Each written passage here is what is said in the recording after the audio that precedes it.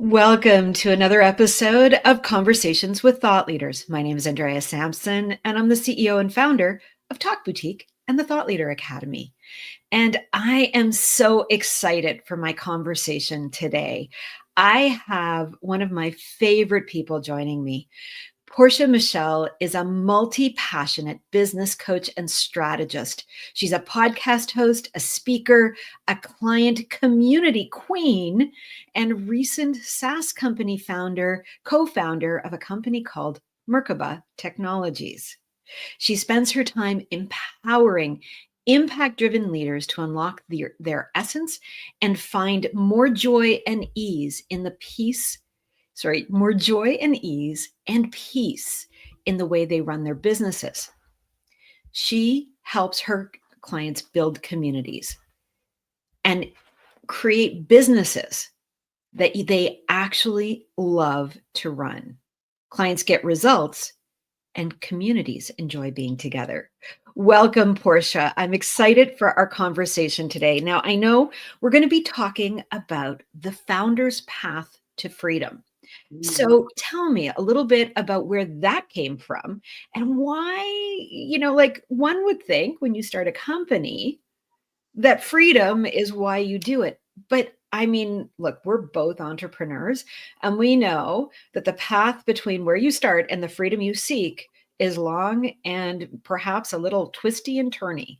So tell me a little bit about what this means for you. Thank you for having me, Andrea. So good to be with one of my favorite people, having one of my favorite conversations. I really do believe that for me, I kind of fell into entrepreneurship in a lot of the ways that other folks fall into it, looking for that freedom and looking for that ability to have my own schedule and be my own boss. And that must mean that I can be on a beach and Tulum and all of those things in some ways. I think I had the delusions of that also. And then I ended up sitting in front of clients who were just like me, and all of us are like, did you get to Tulum? Maybe not so much of that. You get the reality. Absolutely. Entrepreneurship is 25/8 sometimes, you know what I mean? And there are moments where without a lot of intention and a lot of insight and self-discovery and really being clear on how you move in entrepreneurship, you can have less freedom than any other scenario that you've been in. You become your own, you become the prisoner, the cage, and the warden at the same time. Absolutely. Absolutely. And, I think there's so much in there, right? Like as entrepreneurs, and, we're talking about thought leadership too, right? And most thought leaders in some way have stepped into that entrepreneurial journey, whether intentionally or unintentionally. And what happens, of course, is we go into it with these big ideas of freedom. But like you said, we become our own jailers. You find yourself, 8 o'clock on a Sunday night, still doing the presentation, not quite having the support that you need, and, not aware of how you're ever going to get out of this situation. So when you're working with your clients and you're helping people to understand this path to freedom, and so much of it is about not just freedom, but finding the thing that really lights us up overall, that joy. What's the first step that they should take? Where is it that they start in understanding that there is a path to walk on and that they haven't started something that is going to take them somewhere other than freedom? Ooh, okay. I feel like I have a step 1 and a step 2 that feel like almost an A and B. Well, 1, I would say like the ultimate first place to go is really thinking about and defining what success looks like for you right now. So what does success look like for you this month, this season, this year? Because I think we spend so much time thinking about how we are successful in the long run, and then we kind of beat ourselves in the gap between where we are and what we want to get. And that in and of itself creates a cage, and in and of itself creates a pain and like an inner hustle that is not necessarily healthy for the process of loving what it is that you do. I would say secondarily to that, it's not just about loving what you do. It's about loving how you do it. And I think that Mm. a lot of us stop at the level of, I love the work I do with my clients, but we don't love how we run our businesses. I love the work I do with my communities, but I don't love how I have my admin set up. I may love the work and the impact that I make in the world, but I may not love what my support looks like internally with my team, or lack of thereof, or internally in the operations of the day to day. And the battle between joy, and pain, or like freedom and captivity in this kind of scenario, really is one between you and your computer and what happens in the day to day, not just the time when you're with your clients. You reminded me of a conversation I had many, many years ago with a therapist, and I was at the time still working inside of an organization, and I remember saying to her, I love my job. I love what I do. I just don't like my boss. And she looked at me and she said, "You mean you love the marriage, but you hate your husband?" And I thought, like, whoa, that one hit home, right?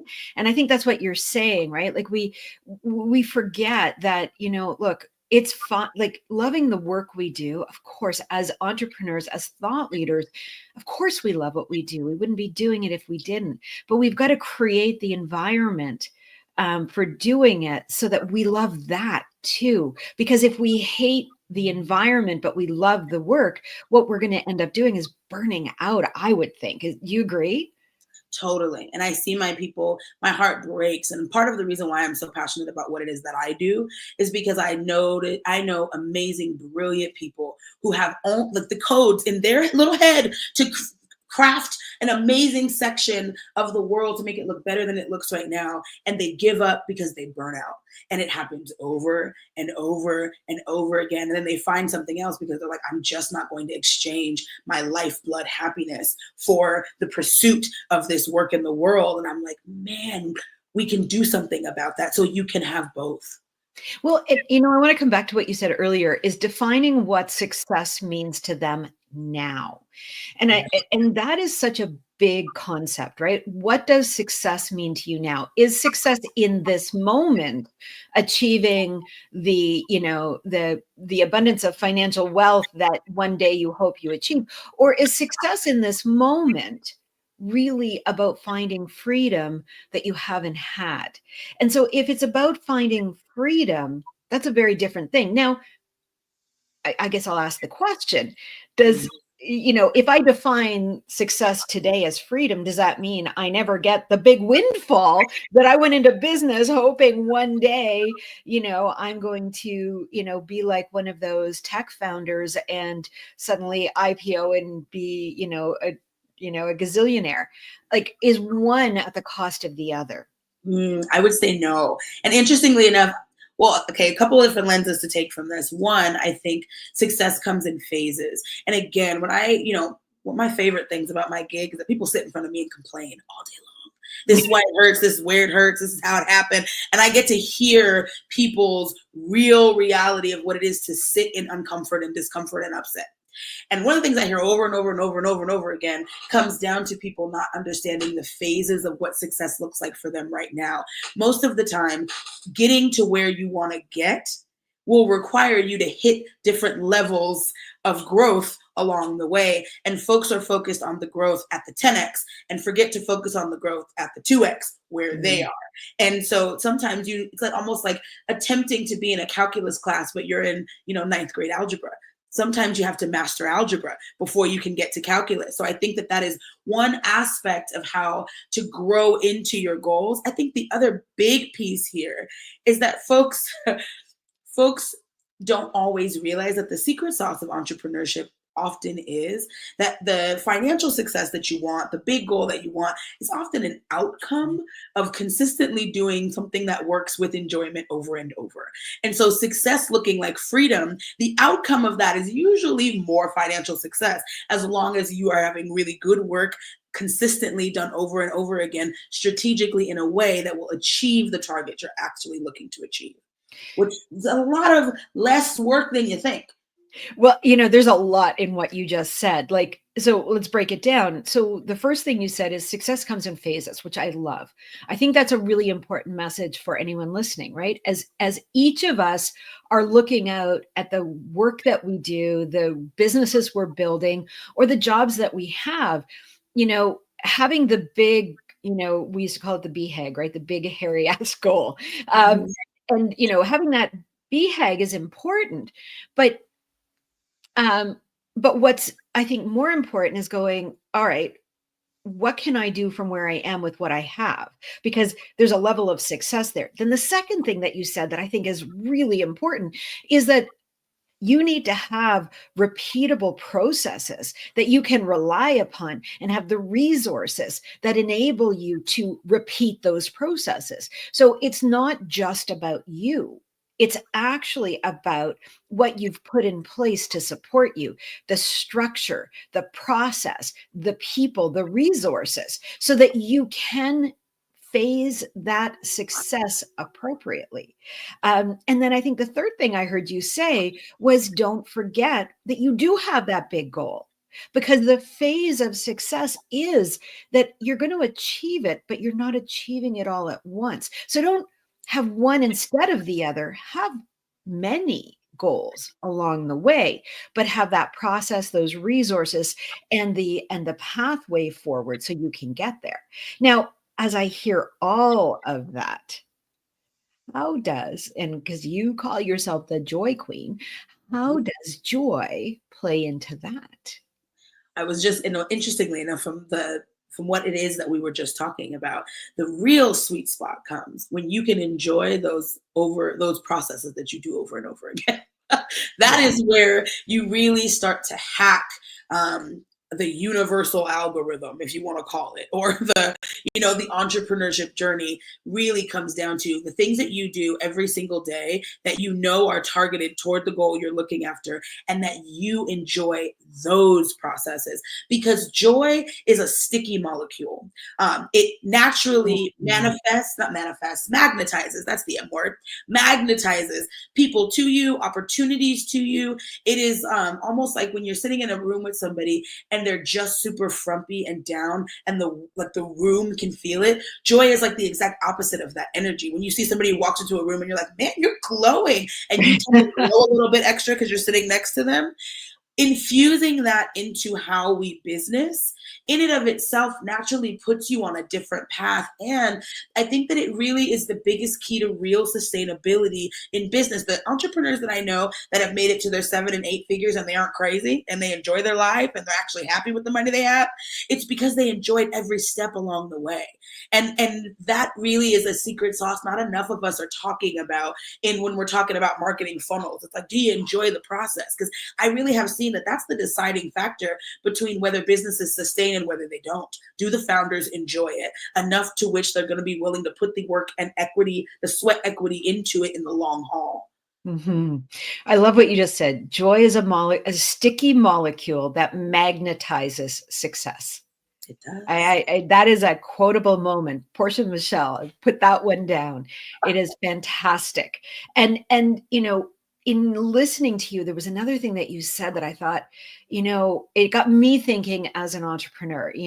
I think one of the challenges and benefits of being an entrepreneur is that every day is a little different. Right. We wake up and we sit at our desk, whether we're leaving our home or, walking upstairs, whatever it is, but we get to our work environment and we're never really sure what's going to come at us, because that's the nature of being an entrepreneur. However, I think there is the ability, and it's what you said, to build consistency into our days so Mhm. that we choose what we do versus we're at the effect of what comes at us. And I think that is a really powerful lesson for any person, whether whether you're an entrepreneur or not. Having consistency in our days is key. But I think as an entrepreneur, being intentional about creating those daily processes. What are the things, I remember a few years ago as I was really starting my journey on LinkedIn, and I had been working with a LinkedIn coach, and he said to me, you're not going to like this, but you have to post on LinkedIn every day. And I was like, okay, well, so like every day, like Monday to Friday. He's like, no, every day. Monday, Tuesday, Wednesday, Thursday, Friday, Saturday, Sunday, every day you need to post, and it needs to be original post, and you need to do it every day. And I thought to myself, like, as an entrepreneur, I'm like, where the heck am I going to find the time to do that? And I would get up in the morning, and I'm an early riser anyway. And the first thing I would do was I would do my post on LinkedIn. It became my thing. And Mhm. so I would get up and I would get into a little bit of a mindset of like, what am I going to talk about today? And I would, kind of something would give me an idea and I would write my post and post it. Well, it was phenomenal because that simple practice, that ritual, because that's really what it was, did so many things for me. Number one, I mean, my growth and reach on LinkedIn, rose exponentially very quickly because I was training the algorithm and I was doing lots of things that were important. But equally as important, and actually I would argue more important, my thinking changed. My ability to be more articulate, my ability to see my own business changed because every day I was challenging myself to think about my business and to think about the people who would potentially be working with me. And that shifted. And so that's just one ritual. I can only imagine, as we think about businesses, what other rituals could we have? What do you recommend people do every day? I love this. One, I recommend that you look at it like ritual. Because if you think about it, right, your morning ritual fuels you for your day. Your business rituals fuel your business for success. Truthfully, it's the repeatable routines that will likely be that Pareto's principle, the 20% that get you 80% of the results that you're Right. looking for. I would highly suggest that people, my favorite thing that I tell people to do every day is I call it an admin sandwich. So, like, start your morning off with 45 minutes to an hour that it just belongs to planning out your day. Look at the whole day and give yourself a bit of an admin sprint, right? What do I need to prep first at these certain calls? Are there any little things that I need to make sure that I'm, thinking through for the day, emails that I could answer that make me feel really prepared so that I can be as present as I need to be for the rest of the day and not thinking about the 50 other things that I didn't do before I started, right? That's the morning admin. And then the bottom of the little sandwich is at least 30 to 45 minutes in the evening to wrap the day. I'm a big fan of I can't even say that word fully, the ho'oponopono Oh, Oda. Yes, yes, yes, yes. Ho'oponopono Yeah. conversation. I play around with it with business. Every single day, I make a list of, at the end of my day, what can I celebrate myself for? What am I Mm. incredibly grateful for that happened today? What am I forgiving myself for not accomplishing? For number one, if you only do one, what can I forgive myself for not accomplishing today and leave right here in my little end of my admin day? And then wrapping up all of the little pieces, right? Following up on that person that you said you were going to send an email to, making sure that so and so ends up on the calendar, letting the day actually end so that tomorrow you get a nice, fresh start. That would probably be, if I had to say one thing that I want people to do every single day of their work week, it would be that. Give yourself an admin sandwich because most of the suffering in a lot of our businesses comes from the admin side. And we can get even more into how better to go about being somebody who's doing that admin, how you should do that admin customized to who you are and what makes sense for you. But getting it in a place where it's getting done, and maybe that even could look like if you're checking in with your team and they're doing some of that, but having a dedicated spot for it daily keeps it from backing up. And the backup is really hard on people usually. Yeah, I love that. I mean, you've just given me so much to think about there. That idea of like, if I think about, in those early days on LinkedIn of me doing that, I made the time and it would take me, like writing a post wasn't a short amount of time. It would take me probably an hour by the time I would write that post. But in the doing of that, it made me think about all kinds of different things. So taking that time, and I think, you know, for many of us, our days are packed. My days are, often back-to-back meetings. But what doing this does is it says, okay, when do you look at your calendar, in the evening to plan your next day? You go, okay, well, I'm going to get up. I've got my first meeting starts at 8 a.m., which means I need to be at my desk at 7 to do my admin. And then you might say, well, you know what? I'm not going to do 8 a.m. meetings anymore because I don't want to be at my desk at 7. So it forces you to think about your day differently and when you're available to the rest of the world. And then similarly, when are you doing that wrap up and actually scheduling it in? I think these are really powerful ways for entrepreneurs to really, buy back their time, right? Because that's what you are doing. Our time is the only thing we have that is of any value, quite frankly. It doesn't matter what your product is, whether you're a service or a product or organization, you as the entrepreneur, your time is the most valuable asset.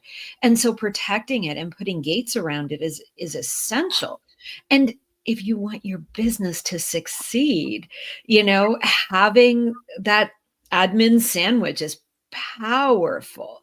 Thank you. That is I think a big truth bomb for a lot of our guests. Now tell me about the work you do as we look at it, which is in the area of community, right? Mhm, And community building. mhm. What is so important about community when we think about thought leaders and entrepreneurs? Why is community something we should even be aware of? Ooh, love that you asked that question. And I'm gonna break it down a little bit further. I Community is oftentimes the make it or break it for a lot of people's companies. I always like to say it's like if you got two clients, they're in a community whether you want to put some intention behind them or not.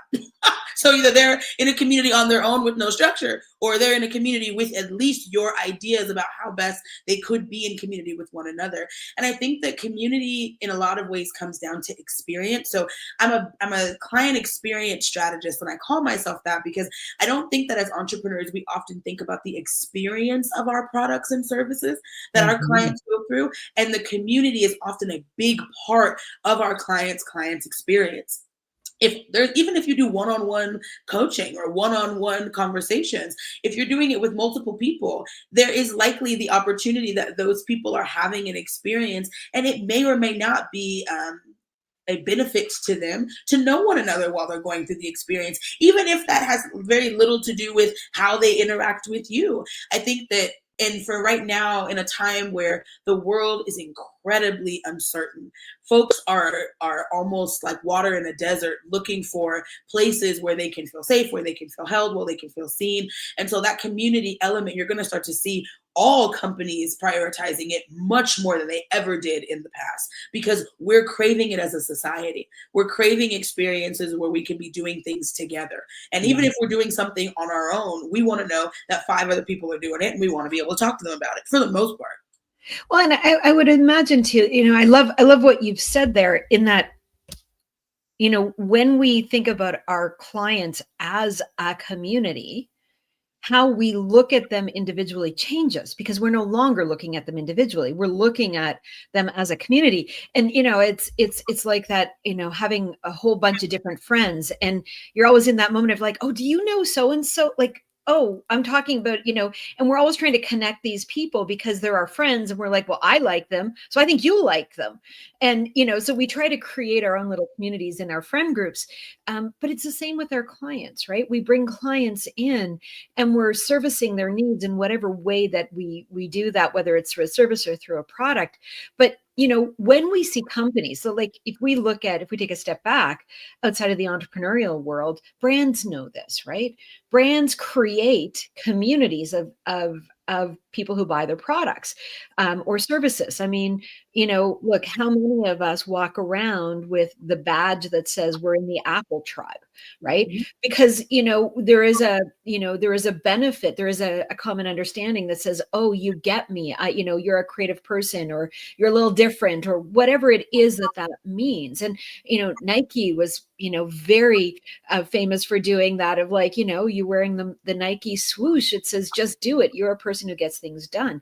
So brands know this, but as entrepreneurs, we forget about this, that our clients want to feel like they're connected not only to you, but to something bigger than them.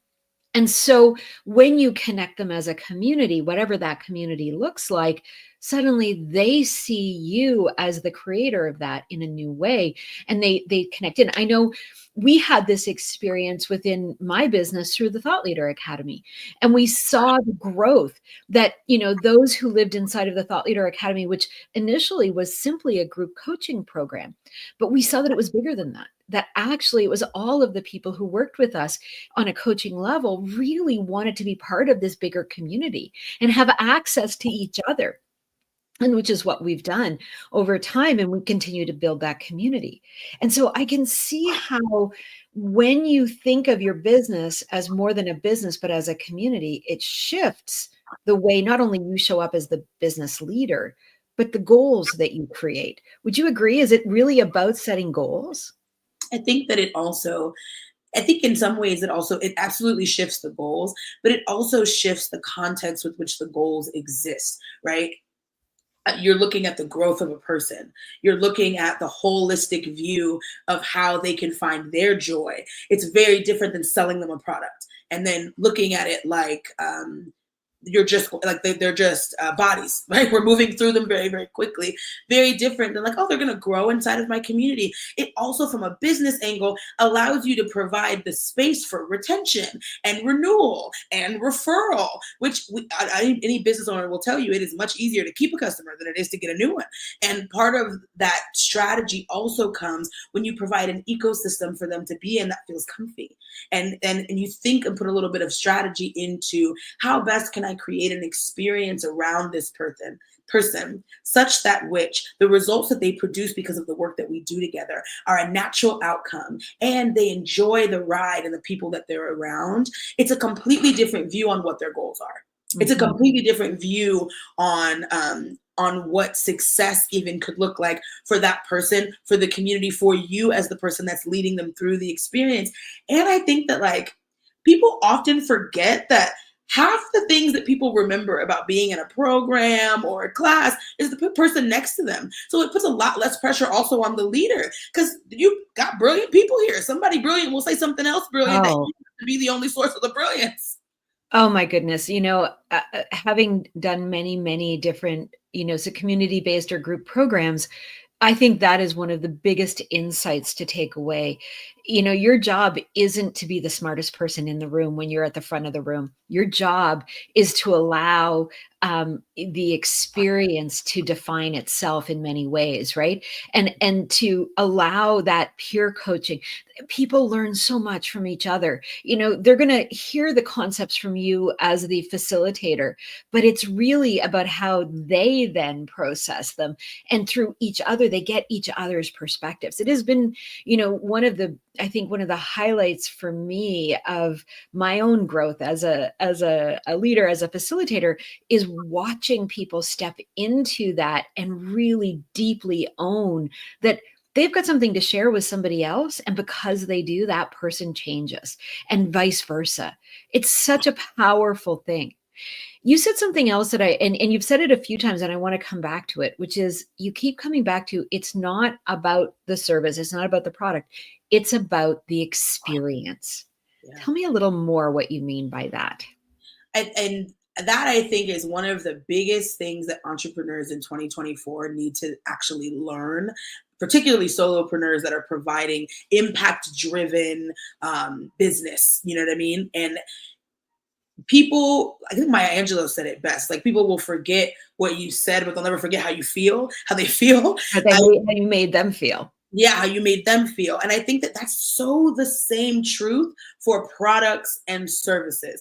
There is what you do, and then there is the experience of receiving what it is that you do. And Yes. most of us have not spent enough time thinking about what the experience is like to do the thing that you're wanting to take people through. And I think that because so many of us are such heart-centered people, we care so much about them having the work and what it looks like. We're so interested in the outcome that we forget about the journey. And most of our clients are their happiness and their joy is wrapped in the journey. It really is in the experience of what it was like to work with you, not just the outcome and the result that they created. And I would argue that half of the people that sit in front of me almost the result is contingent on them enjoying the experience. Because when they stop enjoying the experience, they stop doing the things necessary to produce the result. When they stop producing the result, then they stop getting the satisfaction of believing that you're there to actually solve their problem. That's when we see people fall off. That's when we see folks ask for refunds, or that's when we start to see people not necessarily being able to get that retention that keeps a business going, and that's necessary for a lot of our businesses. It is in bought and lost, let me say lost or won in the experience lane. So it is the experience, not the destination, that is, important. And what you just said there, when we are working with clients in an experiential program, whatever that program may be, or have a product that is experiential, if we've prepared them well enough, given them a sense of what they're going to experience, the outcome is for them to define, not for us. And I think that's so huge, right? Because we do care about the people we work with, and we want them to have the outcomes and the results that we know is possible. But as the entrepreneurs, as the thought leaders, our job is not to actually create those outcomes. It's to create the pathway, the journey, the experience that will get them to those outcomes, but they've got to walk it. They've got to be the ones that are doing the work. And so when we are really clear on that the outcome is 100% possible, but it's up to them to do the work, that changes the relationship. And I know that for me in the programs that I run, that's been such a big piece of it, is people really being grateful for that clarity. Because so many programs out there are promising the, get rich quick, the, do this and you'll get that. And the reality is, while that might be true, it's not going to be in the one fell swoop that it seems like is being promised. There is so many more steps along the way. Oh yeah. And I think that you can inspire people and motivate people into their outcomes rather than just try to say that if you follow my XYZ process, you're going to get it. Because the truth is that outcome does belong to them.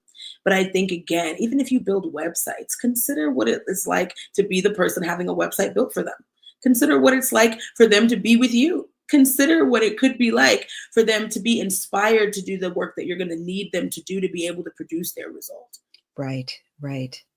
Portia, this has been an absolutely inspiring and joy-filled conversation. Thank you. Now, I would love to invite all of our listeners to connect with you. Where can they find you? I will, at the moment, you can find me on Instagram. My name is Portia.theconnect on Instagram. So you can find me there. I do a live every Tuesday, Entrepreneur CEO Check-In. Come fall in. I'll be there at 10 a.m. PST every Tuesday. And then you can also find me at my website, bmnco.org. So you can find me there. Let me see, where else am I hanging out these days? I'm on LinkedIn a bit. I'm also slowly trying to get like Andrea and grow my LinkedIn presence. So I'm here, but mostly on Instagram is probably the best way to connect. Great. And we'll make sure that we put all of those links into the show notes below, so that you can follow Portia.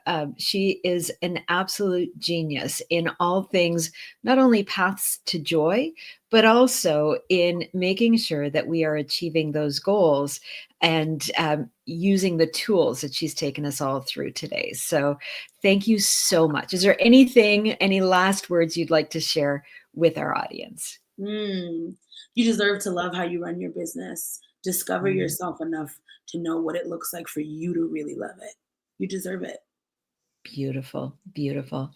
Thank you. And thank you to everyone who joined us here live and who's continuing to join us in the replay. We so appreciate you and the support that you give to all of us. Have a wonderful rest of your week, and we will see you back here in a couple of weeks with another Conversations with Thought Leaders.